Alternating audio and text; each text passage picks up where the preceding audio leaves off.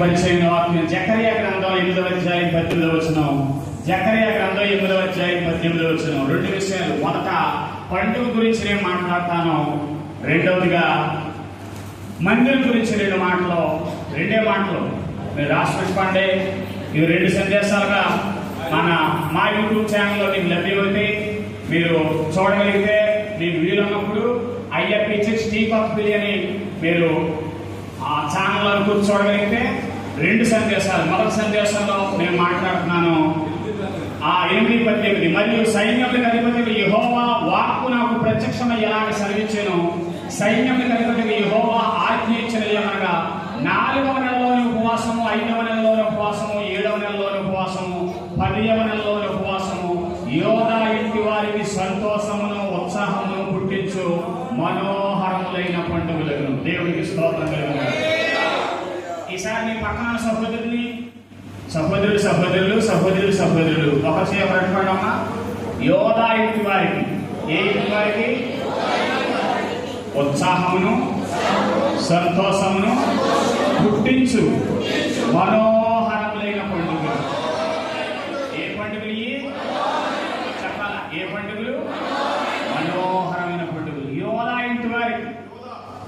ఏ ఇంటి వారికి? యోధా ఇంటి వారికి. యోధా అన్నవాడు ఎవరు లేడు మాకు ఇక్కడ. యోధా అనేవాడు ఎవడన్నట్టుగా చెప్తున్నారు మీరు. అబ్రహాం కుమారుడి పేరేం పేరు చెప్పాలి మీరు మాట్లాడాలి అందరూ కూడా. ఇస్సాకు. ప్రార్థించేటప్పుడు అబ్రహాం వంటి విశ్వాసం నాకు దయచేయండి ప్రభు అని ప్రార్థించాలి. ఇస్సాకు వంటి విధేయత దయచేయండి ప్రభు అని ప్రార్థించాలి. నోవాహు వంటి నీతి దయచేయండి ప్రభు అని ప్రార్థన చేయాలి. దానియేలు వంటి దినానికి ముమ్మారు ప్రార్థన నాకు నేర్పించాలి ప్రభు అని ప్రార్థన చేయాలి. చెప్పాలి. ఇంకా ఎవరన్నారు? ఏలియా వంటి రాసం పౌరుషం నాకు కావాలి ప్రభు అని ప్రార్థన చేయాలి. అందరూ ఒకసారి స్తోత్రం చెప్పండి. అబ్రహాం కుమారుడు ఇస్సాకు కుమారుడు ఎవరు చెప్పండి? యాకోబు గారి 12 మంది పిల్లలు కుమారులు, 12 మంది సంతానం నుంచి. అంటే యాకోబుని ఇశ్రాయేలుగా మార్చాడు ఆయన. యాకోబుని ఎలా మార్చాడు? ఒక జనముగా మార్చాడు ఆయన. ఆ ఇశ్రాయేలీయుల్లో ఒక గోత్రం ఈ యోధా గోత్రం. ఇశ్రాయేలీయులు, హెబ్రీయులు, మూడవదిగా యూదులు అనే మాటలు మనం బైబిల్ గ్రంథంలో చూస్తాం. 3 గురించి మాట్లాడాలంటే పెద్ద టాపిక్ అయిపోతుంది. జస్ట్ టచ్ చేస్తున్నానంటే యోధా ఇంటి వారికి. యోధా అనే మాటకు అర్థం ఏంటంటే స్తుతి. మాట్లాడాలి అందరూ కూడానే. 92వ కీర్తనలో మహోన్నతుని చాటున క్షమించాలి. 92వ కీర్తన 91 చదువుతున్నాను నేను. యెహోవాను స్తుతించడం మంచిది, మహోన్నతుడా నీ నామమును కీర్తించడం మంచిది. ఉదయమున నీ కృపను, ప్రతి రాత్రి నీ విశ్వాసమును 10 తంతుల స్వరమండలంతో గంభీర ధ్వనిగల సితారతో ప్రచురించుట మంచిది. దేవుడికి స్తోత్రం కలుగుగాక. 12వ కీర్తనలో 3 మంచి విషయాలు ఉంటాయన్నమాట.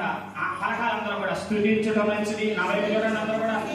మీరు ఎవరు ప్రార్థన చేయగలదు నా గురించి. ఇప్పుడు ఇంటికి తర్వాత చేయండి. నా వైపు చూస్తా మాట్లాడండి. నా వైపు చూసి మాట్లాడాలి అందరూ కూడా. ఇప్పుడు ఎవరో వాక్యం కూడా చదవద్దు.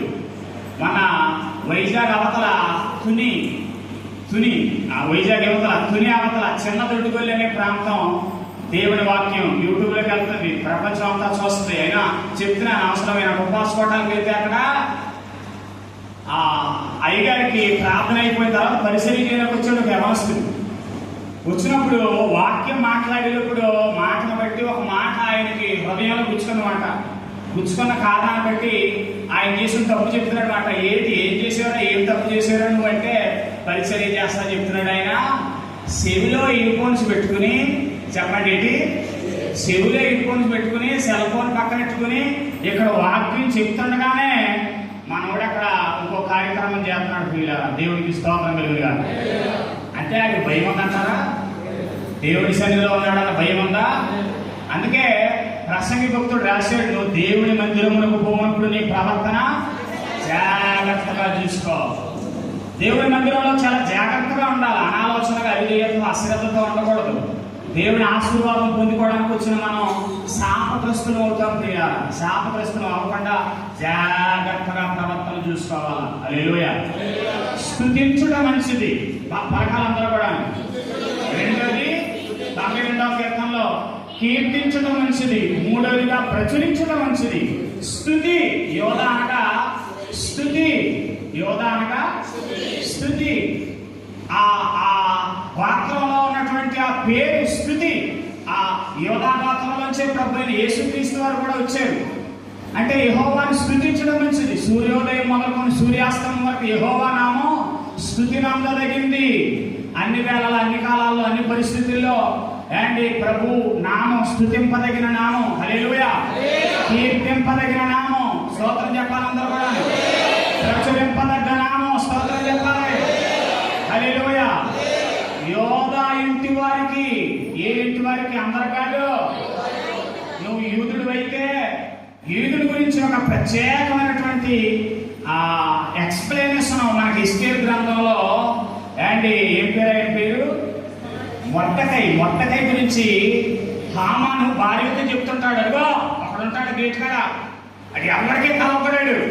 వాళ్ళ దేవుణ్ణి ఆరాధిస్తాడంట, వాళ్ళ దేవుణ్ణి మహింపరుస్తాడంట, వాళ్ళ దేవుణ్ణి కనపరుస్తాడంట. ఒక యూదుడంట. యూదుడు అంటే 20వ అధ్యాయంలో నిర్గమాకాండంలో రాయబడినట్లుగా నీ దేవుడైన యెహోవా నేనే, నేను తప్ప వేరొక దేవుడు నీకు ఉండకూడదు. పైన ఆకాశం అందే గాని, కింద భూమి అందే గాని, భూమి కింద ఉండే నేల అందే గాని ఏ రూపాన్ని చేసుకోకూడదు, సాగిలి పడకూడదు, నమస్కరించకూడదు. ఈ నికార్సైన యూదుడు లోక సంబంధంగా ఉన్న వాటికి దేనికి సాగిల పడడో, నమస్కరించడో, పూజించడో, తన దేవుడైన యెహోవాని ఆరాధిస్తాడు. నమ్మితే ఒకసారి స్తోత్రం చెప్పండి. లోకంలో ఎటువంటి జటిలమైన పరిస్థితులు వచ్చినా, ఇదిగో సద్రక్ మేషక్ అబేద్నెగో అనేవారు దానియేలు ఆయన్ని ఏం చేయబోయారు? సింహాల బోనులో అయిపోయారు. ఎందుకు? ఏం తప్పు చేశాడు ఆయన? దినముకు ముమ్మారు యెరూషలేము తట్టు కిటికీ తలుపులు తీసి మోకరించి ప్రార్థన చేసిన కారణాన్ని బట్టి సింహాల బోనులో దానియేలు లేకపోతే దానియేలు భయపడ్డా? మాట్లాడమ్మా, భయపడ్డా దానియేలు? దానియేలు యూదుడు. గట్టిగా చెప్పాలి స్తోత్రం. లోకంలో ఉన్నటువంటి, అందుకే పెద్దలో సామెత చెప్తారు, తాటాకి సప్పుడికి భయపడను నేను అనాలి. ఒకసారి ఏమనాలా?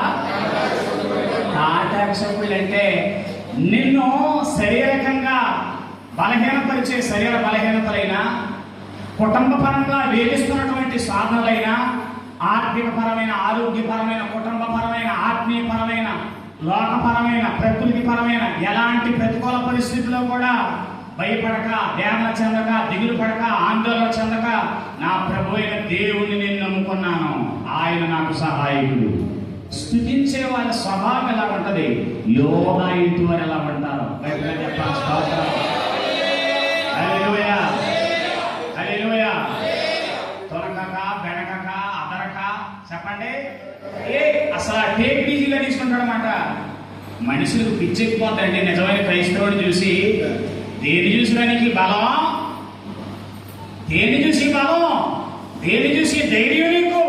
లోకంలో 100 ఎకరాలు ఉన్న వాళ్ళకి మెంటలిపోతుంది మనల్ని చూసి. ఏ చింత లేదు, ఏ బెంగ లేదు, ఏ భీతి లేదు, ఏ వేదన లేదు.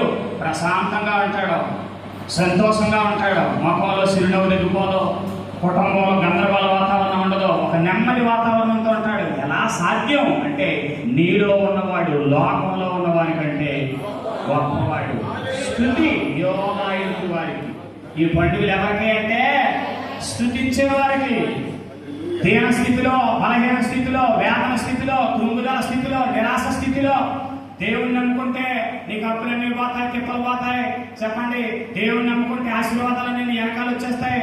దేవుణ్ణి నమ్ముకుంటే అది సంపూర్ణంగా బైబిల్ బోధించే బోధ కదా అది. అంటే ఒక బాణం క్రైస్తవ్యంలో చిన్నప్పుడు ఉన్నాడు, చిన్నపిల్లలు ఉన్నాడు. ఇప్పుడు మన చిన్నయ్య గారు ఉన్నాడు అండి. ఆ చిన్నమ్మ గారు పుట్టినప్పుడు 10 మందిరం పుట్టినరోజు నాడు జ్ఞాపకం ఉందా నీకు? నాకు జ్ఞాపకం ఉంది. ఆ 10 మందిరం మళ్ళా ఈ చిన్నయ్య గారు వచ్చిన తర్వాత ఈ మందిరం దేవుడికి స్తోత్రం కలిగిన కాదు. చెప్పాలి బిడ్డగా హల్లెలూయా, హల్లెలూయా. నాకున్న బలహీనత కంటే నేను మాట్లాడతా మర్చిపోతాను. ప్రసాద్ గారు చెప్పాలి మీరు. నేను ఏం మర్చిపోతానని చెప్పాలా అంటే నేను ఎక్కడున్నానో చెప్పాలి. అది నాకున్న వచ్చిన గొడవ అది చెప్పాలా. ఎక్కడి నుంచి ఎక్కడికి వచ్చి నేను ఇప్పుడు ఎక్కడి నుంచి? యోధా అంటే స్తుతించే వాళ్ళ పరిస్థితి గురించి మనం మాట్లాడుకుంటున్నాం. యోధా ఇంటి వారికి ఉత్సాహమును, సంతోషాన్ని పుట్టించే మనోహరమైన పండుగలు. ఏ పండుగలు ఇవి? మనోహరమైన పండుగలు. గట్టిగా మాట్లాడాలా. ఏ పండుగలు? ఉపవాస పండుగలు. పండుగ ఎలాగైందండి చెప్పాలి. కడుపు నిండా వండాలి. పండుగ అంటే మంచి బట్ట, కొత్త బట్ట కట్టాలి. పండుగ అంటే నూనె వంటలు, పిండి వంటలు వండాలా. ఏది ఈ పండుగ అంటే ఏంటి? శరీరానికి దండగా, ఆత్మకేమో పండుగ అంట. శరీరాన్ని ఎండగడటం, ఆరబెట్టడం, చెప్పండి, ఉపవాసం అంటాం. దేవుని సన్నిధిలో ఆయా భక్తులు ఉపవాసాలు ఉన్నారు. 3 దినాల ఉపవాసం, 5 దినాల ఉపవాసం, 7 దినాల ఉపవాసం, 9 దినాల ఉపవాసం, 11 దినాల ఉపవాసం, 40 దినాల ఉపవాసం, 40+40 80 దినాల ఉపవాసం కూడా బైబిల్ గ్రంథంలో మనం చూడగలం. ప్రియులారా, దేవుడికి స్తోత్రం కలుగును. ఈ యోధాయుడికి వారికి మనోహరమైన పండుగలండి చెప్పాలి. ఏ పండుగలో? అంటే మనస్సు హరించే పండుగలు. లోక సంబంధంగా ఇల్లు వాకు శుభ్రంగా దులిపేసేసి, కడిగేసేసి, రంగులేసేసి, చెప్పండి, మురుగుబట్టిని అన్ని ఉతికేసేసి ఇవి చేస్తే ఏంటి? శరీరంలో ఉన్నటువంటి ఆత్మకు పట్టిన మురుకంతా దేవుని వాక్యంతో ఉతికేసేసి ఏంటి? శ్రేష్టమైన, విలువైన, శ్రేయస్కరమైన, ఆనందదాయకమైన, ఆశీర్వాదకరమైన జీవవాక్యం ఇదే. నీవు పాస్టర్ గారు వాక్యం చెప్పలేరా అండి? వాక్యం ఎవరన్నా చెప్తారండి ఈ రోజుల్లో? వాక్యం కాదు, జీవితం అనుభవం ఉండాలి. అనుభవం వాళ్ళంత అనుభవం ఉంది ఆయనకి. అనుభవంతో ఒక మాట చెప్పి నేను ప్రార్థన చేసి సరిపోద్దంతే. నీకు అర్థమవుతుందా నా మాటలో? ఎందుకు మరి సంవత్సరానికి ఒకసారి వాళ్ళంతమంది దైవ సేవకులు తీసుకొస్తాం, దైవజనులు కానుకలు ఇస్తాం, భోజనాలు పెడతాం, ఇదంతా వేస్ట్ కదా. అంటే సంఘం సంపూర్ణ స్థితి చెందాలంటే అపోస్తలుడైన పౌలు కొరింథీ సంఘానికి రాస్తారు. ప్రియులారా, పరిశుద్ధులు సంపూర్ణులు అవ్వాలంటే నెంబర్ 1 అండ్ అపోస్తలులు అనండి ఒకసారి, రెండవదిగా ప్రవక్తలు అనండి ఒకసారి, మూడవదిగా ఉపదేశకులు అనండి ఒకసారి, నాలుగవదిగా కాపరి అనండి ఒకసారి, ఐదవదిగా సువార్తికులు అనండి. ఈ 5 లేకపోతే సంఘం సంపూర్ణ స్థితిలోకి రాదు. ఎందుకని ఖర్చు పని పాట లేక ఇలా తీసుకొద్దాం అని అనుకుంటే ఏంటి? మనం తప్పులు అడిగేసినట్టే. నీకు అర్థమవుతుందా? అపోస్తలులు చెప్పాలి, ప్రవక్తలు, మూడవదిగా ఉపదేశకులు, నాలుగవదిగా కాపరి, ఐదవదిగా సువార్తికులు. ఖచ్చితంగా 5 ఏళ్ళు ఎలా ఉన్నాయో ఖచ్చితంగా ఈ 5 పాత్రలు వహించినటువంటి వాళ్ళు ఉన్నారు. అపోస్తలులు పంపబడిన వాళ్ళు. ప్రవక్త ఇశ్రాయేలీయులు సురక్షితంగా, సౌలభ్యంగా, ఆనందదాయకంగా, ఆశీర్వాదదాయకంగా అరణ్యంలో 40 సంవత్సరాల ప్రయాణంలో అండి నాయకులు లేని జనులు చెడిపోతారు. దైవజనుడైన మోషే నాయకుడిగా ఇచ్చాడు. నాయకుడితో పాటు ప్రవక్తనిచ్చాడు, మిరియాము ప్రవక్త చెప్పాలా. మూడవదిగా ప్రవక్తతో పాటు యాజకుడిని ఇచ్చాడు, అహరోను. వీళ్ళ ముగ్గురు కలిసిన తర్వాత ఇశ్రాయేలీయుల ప్రయాణానికి దేవుడు ఆమోదం తెలియపరిచాడు. దేవుడికి స్తోత్రం కలుగును. హల్లెలూయా. యాజకుడు ఉండాలా చెప్పండి, ప్రవక్త ఉండాలా, మూడవదిగా దైవజనుడు నాయకుడు ఉండాలా. ఇది పాత నిబంధన క్రమం అయితే కొత్త నిబంధన క్రమం ఏంటంటే సంఘం సంపూర్ణ స్థితి చెందాలంటే మరి మీ వాక్యం చూపించాలి. కాబట్టి తెరవండి ఒకసారి. అపోస్తలుడైన పౌలు కొరింథీయులకు రాస్తున్నాడు. ఈ మాట మీకు నేను చూపించడానికి ఇష్టపడుతున్నాను. తెరవాలందరూ కూడా సంఘం సంపూర్ణ సిద్ధి చెందుట కొరకు ఒక వాక్యం మనం చదువుకుందాం. సహకరించాలి అందరూ కూడా. అపోస్తలుడైన పౌలు కొరింథీయులకు రాస్తా ఈ మాట మనకి తెలియపరుస్తున్నాడు. ఒకసారి తీయండి. కొరింథీయులకు రాసిన మొదటి పత్రిక, పరిశుద్ధులు సంపూర్ణులకు కొరకు అని రాస్తారు. చూడండి అక్కడ, పరిశుద్ధులు సంపూర్ణులకు. ప్రవక్తలు చెప్పాలి, అపోస్తలులు,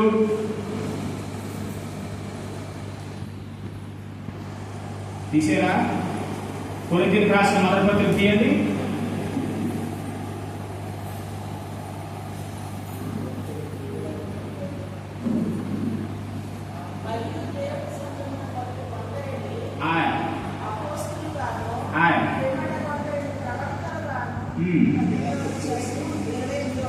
పన్నెండవ అధ్యాయం 28వ వచనం చదువుతున్నారు.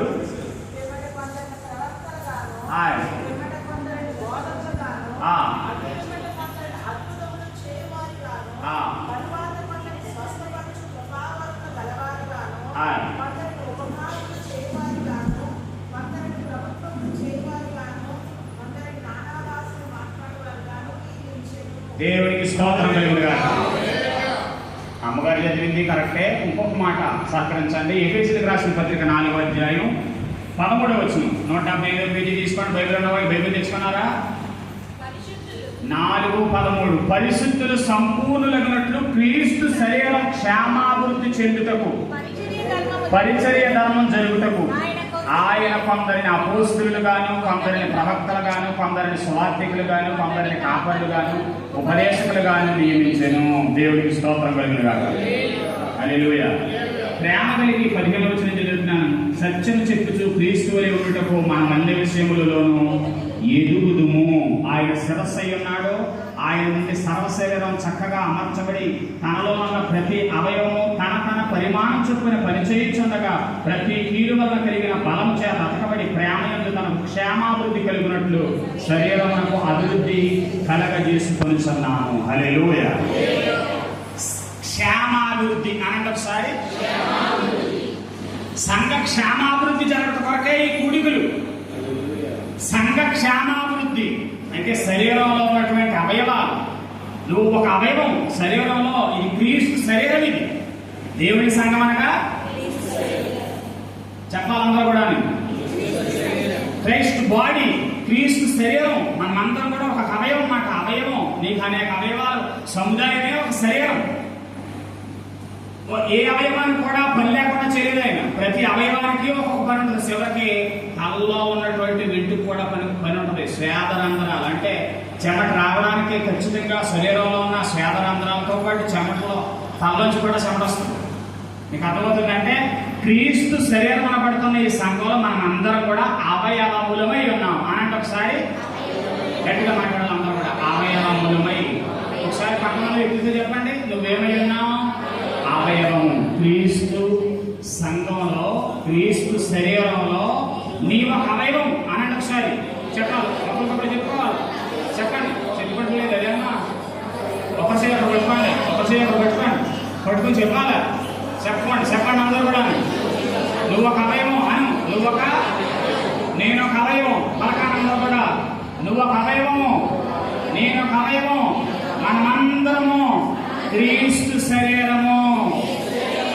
హల్లెలూయా, హల్లెలూయా, హల్లెలూయా.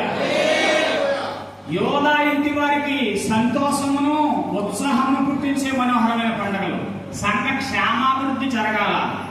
ఈ కూడికల ద్వారా సంఘ ఉజ్జీవం జరగాలన్నమాట. రేపబడి, మండించబడి, గురుకొల్పబడి, ఉజ్జీవించబడి ఆత్మలో ప్రత్యేకమైన కార్యం మనం చూడాలి. ఇశ్రాయేలు ప్రజలు ఆయా సందర్భాల్లో కొన్ని పండుగలు జరిగిస్తారు. వాళ్ళు మొదటి పండుగ ఉదయకాలం దైవజనుడి నాటి నుంచి మనం విన్నాం. ఆది కాండంలో 2వ అధ్యాయంలో సృష్టికర్త అయిన దేవుడి సృష్టి నిర్మాణ కార్యక్రమం అంతా జరిగించి 6 దినాల్లో సృష్టినే మానవుని కూడా నిర్మించి 7వ దినాన్న విశ్రమించాడు ఆయన. 2వ అధ్యాయంలో మనం ఈ మాటను మనం చూసుకుంటాం. 3వ వచనం అనుకుంటాను. ఆశీర్వదించి పరిశుద్ధపరిచాడు. ఇది వారం పండుగ అంటారు దీన్ని. ఏ పండుగ?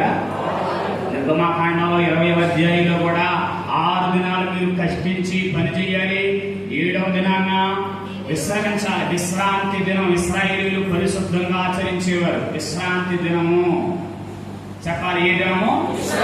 సబ్బాత్ దినంగా కొంతమంది ఇప్పుడు కూడా ఆచరిస్తున్నారు దీన్ని. ఏంటి? కొత్త నిబంధనలో యేసు ప్రభు శిలువ మరణం అయిన తర్వాత పునరుత్థానుడై లేచిన తర్వాత అపోస్తలులు దీన్ని పునరుత్థాన దినంగా, ఆదివారం దినంగా మార్చారు. ఆదివారమే రొట్టె విరుచుట, ఆదివారమే కూడుకొనుట, ఇదంతా కూడా ఆదివారం ఆరాధనగా మనం ఆయన సన్నిధిలో ప్రభువుని ఆచరిస్తున్నాం. హల్లెలూయా. వారాల పండుగ గురించి ఇంకా మీకు ఎక్స్ప్లెయిన్ చేయగలదు కదా. వారం పండుగ, వారానికి ఒకసారి పండుగ. దేవుని మందిరంలో దేవుడిని ఆరాధించుకోవడం. హల్లెలూయా. రెండవ పండుగ ఏంటంటే నెల పండుగ. 81వ కీర్తనలో 2వ శరణంలో మనం చూస్తే అక్కడ చదవండి 81వ కీర్తన. కీర్తన ఎత్తుడి, గిలక తప్పెట పట్టుకొనుడి, మనోహరమైన సితారాలు వాయించుడి. అమావాస్య నాడు కొమ్ము ఊరాలి. నెలకోసారి అవుతుంది అమాస. మన వచ్చింది కదా. ఎప్పుడు వచ్చిందా అమాస? మన పండుగ చేసుకున్నారు. దీపావళి పండుగ ఇశ్రాయేలీలకు ఒక కట్టడి ఏంటంటే అమావాస్య నాడు కొమ్ము ఓదాల. అమావాస చీకటే, చీకటి నాడు పండుగేట్రా. ఎలుగుంటే అంటే సంతోషం ఉంటే, ఆనందం ఉంటే, అనుకున్నాయన్నీ అయిపోతే, కోరుకున్న వ్యక్తితో కోరుకున్న మనిషితో పెళ్లి అయిపోతే, అనుకున్నట్లుగా మళ్ళా పిల్లలు టేస్తే, పిల్లలు మళ్ళా భవిష్యత్తులో గొప్పగా సెటిల్ అయిపోతే, ఇంక పట్టిందల్లా బంగారం. చెప్పండి, అనుకున్నది ఆలోచించిందల్లా సఫలమైపోతే ఇంక సంతోషం, గొప్ప వెలుగు, పండగ. ఇంకా కానీ అమావాస్య నాడు కొమ్ము ఓడాల అంటే చీకటే, కటిక చీకటే.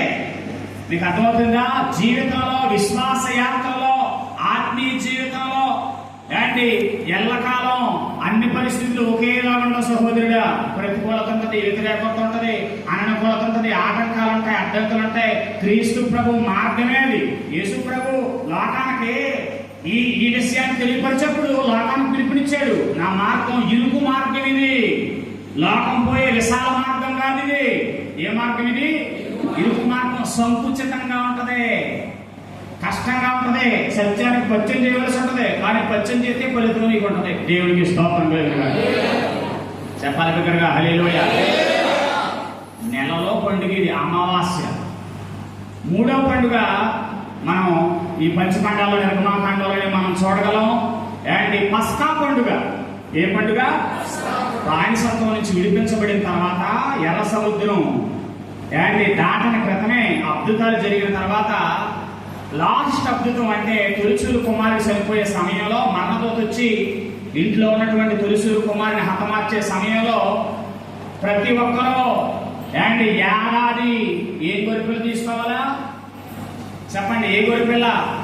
ఏ కలంకం లేనటువంటి నిష్కలంకమైనటువంటి ఏడాది గొర్రెపిల్లను తీసుకోవాలి, వధించాలి. ఆ రక్తాన్ని ద్వారబంధపు నిలువు కొమ్ము మీద, అడ్డి కొమ్ము మీద వేయాలి. ఆ నరికిన రక్తాన్ని ద్వారబంధం మీద వేయాలి. ఆ నరికిన ఆ పశువుని తొందరగా చాలా స్పీడ్గా ఏం చేయాలంటే ఇంటిల్లో పాది కూర్చొని ఏం చేయాలంటే తినేయాలి దాన్ని. ఇది పస్కా పండుగ. దీనికి మరొక పేరు ఏంటంటే పులియని రొట్టెల పండుగ. చెప్పాలి, ఏ పండుగ? మూడవ పండుగ. ఇది ఎక్స్ప్లెయిన్ చేయట్లేదు, జస్ట్ మీకు వివరిస్తున్నాం. మరొక మాట చెప్తారన్నాను కదా. నాలుగవ పండుగ ప్రతిష్ఠిత పండుగ. ఏ పండుగ? మిమ్మల్ని మీరు ప్రతిష్ఠించుకోండి. నేను మీ దేవుడైన యెహోవాను, నేను పరిశుద్ధులను. మిమ్మల్ని మీరు అందరూ కూడా ఏం చేసుకోవాలి దినానంటే ప్రతిష్ఠించుకోవాలి అని తెలియపరుస్తాడు. తర్వాత పర్ణశాల పండుగ చేసేవారు. ఏ పండుగ? పర్ణశాల పండుగ. లేవియాకాండంలో మనం చూస్తాం. అండ్ ఈ మాట దీన్ని గుడారాల పండుగ అని మన హోసానా మినిస్ట్రీ వాళ్ళు ప్రతి సంవత్సరం చేస్తుంటారు. వాళ్ళు 3 రోజులు 4 రోజులు చేస్తారు. వాస్తవానికి వారం రోజులు చేయాలి బైబిల్ లేఖనం ప్రకారంగా. 7 రోజులు అండ్ పర్ణశాల పండుగలు చేయాలి, కట్టడగా చేయాలన్నాడు. ప్రతి సంవత్సరం చేయాలన్నాడు. గుడారాలు వేసుకోవాలా. వారం రోజులు కూడా ఎక్కడ ఉండాలంటే గుడారాల్లోనే ఉండాలా. గుడారాల్లోనే సాదాసీదా జీవితం జీవించాలా. వీళ్ళు ఇంటికి పోకూడదు. వీళ్ళ స్థితి, వీళ్ళ స్థాయి, వీళ్ళ పరిస్థితి మారిపోయింది. ఇప్పుడు ఎలా మారిపోయింది? బానిసలుగా బతికిన వీళ్ళ బతుకులు ఇక్కడికి వచ్చేసిన తర్వాత స్వాస్థ్యాన్ని కొలిసిచ్చేసారు. ఇదిగో ఈ గోత్రానికి ఈ స్వాస్థ్యం, ఈ గోత్రానికి ఈ స్వాస్థ్యం అంటే అనామకులుగా ఒక అయోమైన పరిస్థితిలో బానిస బతుకులు బతికిన వాళ్ళనే ఇక్కడ యజమానులుగా, శాసించేవారిగా నాదిది అనే స్థాయిలో పెంచేసాడు. దేవునికి స్తోత్రం.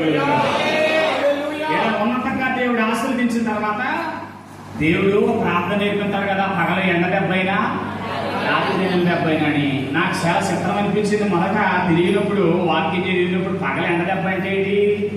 శ్రమ, కష్టం, బాధ, ఇబ్బంది, సాధన, అలసిన సమయాన్ని. రాత్రి నీళ్ళు దెబ్బ ఏంటండి అసలు? నేను ఏ టీవీ నైన్లో అన్నా చూసారా మీరు?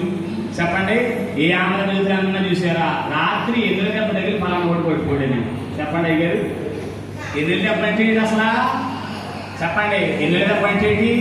ఇశ్రాయేలీయుల ప్రజలు ప్రయాణంలో ఆయా సందర్భాల్లో ఏంటి ఉదహరించకూడని మాటను కూడా ఉదహరించేసాడు ప్రభు. కారణం ఏంటంటే కొవ్విన వారై, మందుడవై, కాలు జాడించి నేరుగా దేవుడు తన శత్రువులకు అప్పగించేవాడండి ఈ ప్రజల్ని. కొన్ని సందర్భాల్లో పిల్లలు మన మాట ఆలకించకపోతే మాస్టర్ గారు దెబ్బనిచ్చుకుని సరిగ్గా ఒక దెబ్బ పడుతుండండి, మాట ఆలకించట్లేదు, హోంవర్క్ చేయట్లేదు, లెక్క చేతలేదు ఆయన కొట్టమంటానికి ఈ తండ్రికి ఆ ఆ పిల్లలంటే శత్రుత్వమా, పగ, కోపమా? కారణం ఏంటి? క్రమశిక్షణ. చెప్పాలందరూ కూడా బాధలో, కష్టంలో, వేదనలో, దుఃఖంలో, సాధనలో దేవుణ్ణి ఆశ్రయించినంతగా సుఖంలో, సౌఖ్యంలో, ఆనందంలో, ఆశీర్వాదంలో అనుసరించలేము. అదే వెన్నుల దెబ్బ. చెప్పండి, ఏ దెబ్బ? పగలు ఎండ దెబ్బ అయినా, రాత్రి వెన్నుల దెబ్బ అయినా. వెన్నుల దెబ్బలు తప్పిపోతామండి మనం. వెన్నుల దెబ్బలు తప్పిపోతాం. దేవుడు ఆశీర్వదించిన తర్వాత, దేవుడు వృద్ధిపరిచిన తర్వాత, ఏంటి చాలా మంది భక్తుల జీవితాలను కూడా ఆశీర్వదించిన తర్వాత, స్థితి మారిన తర్వాత, బ్రతుకు మారిన తర్వాత, మాట మారిపోద్ది, ప్రవర్తన మారిపోద్ది, నడవడిక మారిపోద్ది, జీవితం మారిపోద్ది ప్రియులారా. అందుకే అక్కడ రాసేట ప్రార్థన, పగలు ఎండ దెబ్బకైనను, రాత్రి వెన్నుల దెబ్బకైనను ఏం చేయకూడదు? నీకు అర్థమవుతుందా? 7 రోజులు పర్ణశాలలో ఉండాలా. సాదాసీదా బ్రతుకు అక్కడే పడుకోవాలా. ఏంటి అక్కడ ఏదో ఓసానా మినిస్ట్రీలో చూసారు మీరు, ఆ సాంబార్ ఏదో తింటా, ఏంటి ఏమన్నా పచ్చడి నంజెడతా తింటా, అక్కడే సాదాసీదాగా బ్రతకాల. కారణం ఏంటంటే మీ స్థాయి, మీ స్థితి పెరిగిపోయినా, మీ ఏసీ రూమ్, లగ్జరీ లైఫ్, లేకపోతే ఉన్నతమైన స్థాయి వచ్చేసినా మీరు జ్ఞాపకం చేసుకోవాలి. ఇశ్రాయేలీల ప్రజలు అరణ్య ప్రయాణంలో ఇలాగా మేఘం కింద నడిచే ఉన్నాం. దేవునికి స్తోత్రం కలుగుగాక. మన్నా చేత పోషించబడ్డాం. మీరు రేపటి తరానికి ఈ విషయాన్ని తెలియపరచాలి.